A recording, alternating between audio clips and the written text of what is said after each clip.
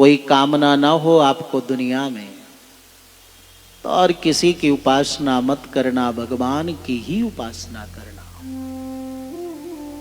और कोई कामना हो मन में तो इधर उधर मत भटकना, केवल प्रभु से ही सब कुछ तुम्हें मिल जाएगा। और अगर मोक्ष चाहिए ना तो इधर उधर बिल्कुल मत जाना, क्योंकि मोक्ष मिच्छेद जनार्दनात्, मोक्ष की कुंजी तो भगवान अपने हाथ में रखते हैं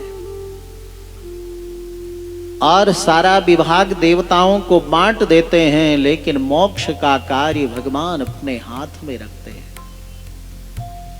और एक बात बड़ी सुंदर बताई सुखदेव जी महाराज ने, जैसे वृक्ष को हरा भरा रखना है तो जड़ में पानी डालो तो पूरे वृक्ष की टहनियों को, पत्तों को, फूल को, फल को प्राप्त हो जाएगा।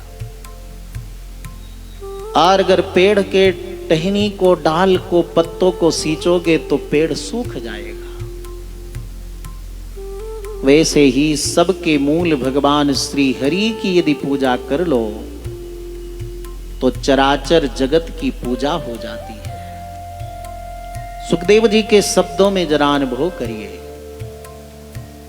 यथा तरोर मूल निषेचनेन तृप्यन्ति तत्स्कंध भुजोपशाखाः प्राणोपहाराच्च यथेन्द्रियाणां तथैव सर्वार्हणमच्युतेज्जया।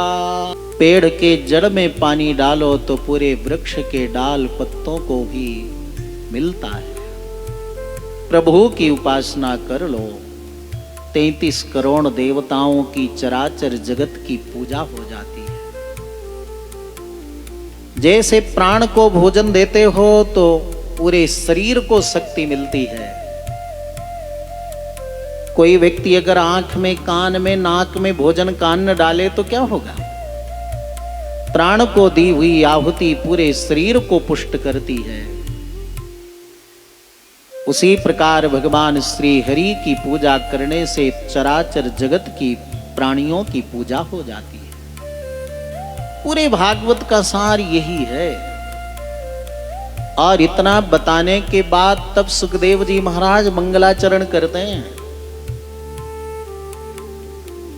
सदगुरु बहुत करुणामय, वात्सल्यमय होते हैं। सुपात्र अगर शिष्य मिल जाए तो गुरुजन कोई विधि विधान भी नहीं देखते कि पहले मंगलाचरण करें फिर कथा सुनाएं। मंगलाचरण भी नहीं किया सुखदेव जी ने। भागवत का सार परीक्षित को सुना दिया, बता दिया। तब विधि का पालन बाद में करते हैं, मंगलाचरण करते हैं। कितना सुंदर प्रेरणाप्रद मंगलाचरण है सुखदेव जी महाराज का। ध्यान देना, बड़े महापुरुष कोई ज्ञानी बुद्ध पुरुष हो तो उनकी एक एक चेष्टा से तुम ज्ञान ले सकते हो। भगवान कृष्ण की कथा जब महाभारत में देखो, महाभारत में सुनो, भागवत में सुनो, तो भगवान श्री कृष्ण अगर नेत्र भी टेढ़े करते हैं तो उसका कोई कारण है। कितने सारे प्रसंग आपने महाभारत में देखे ना। जरासंध से युद्ध हो रहा था, भीम थक गया, हार गया, चूर चूर हो गया, पलायन करने वाला था। तब भगवान श्री कृष्ण ने इशारा किया कि इसको पकड़ करके तिनके को लेकर बोले ऐसे चीर दो। तो पकड़ कर दोनों पैरों को चीर दिया, फिर फेंकता, फिर जुड़ जाता। तब भगवान ने फिर इशारा किया, ऐसे करो, उल्टा फेंको। दुर्योधन को युद्ध करते करते थक गया भीम। तब प्रभु ने ऐसे जंघे पर इशारा किया। एक एक चेष्टा, ये तो बहुत बड़ा इशारा हो गया। भगवान के नेत्र भी अगर इधर उधर हो, अगर ही सिर भी हो, तो भी उसका कोई कारण है।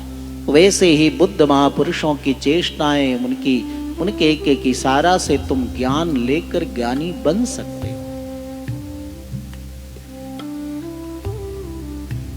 सुखदेव जी महाराज ने आज अपने मंगलाचरण में सुंदर प्रेरणा दी है, अद्भुत प्रेरणा दी है।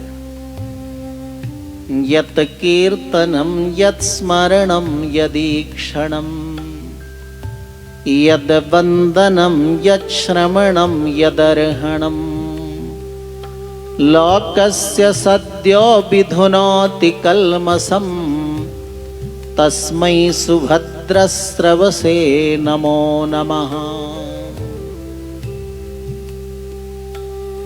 एक एक सत्कर्म तुम्हारे अनंत पापों को नष्ट करने वाला है। और कितने सारे सत्कर्म एक श्लोक में ही सुखदेव जी महाराज ने बता दिया। यत कीर्तनम यत स्मरणम यदीक्षणम यद बंदनम यत श्रवणम यदर्हणम। भगवान के पवित्र मंगलमय नामों का कीर्तन करे कोई, मंगल मूर्ति का स्मरण करे कोई, भगवान के मंगलमय नेत्रों से दर्शन करे, भगवान की मंगलमयी कथा को कानों से श्रवण करे, भगवान के दिव्य अर्चा विग्रह में पुष्प तुलसी अर्पण करे, चरणों में बंदन प्रणाम साष्टांग करे। एक एक कर्म करने से व्यक्ति के सारे पाप नष्ट हो जाते हैं। ऐसे पतित पावन श्री कृष्ण को हम बारंबार प्रणाम करते हैं।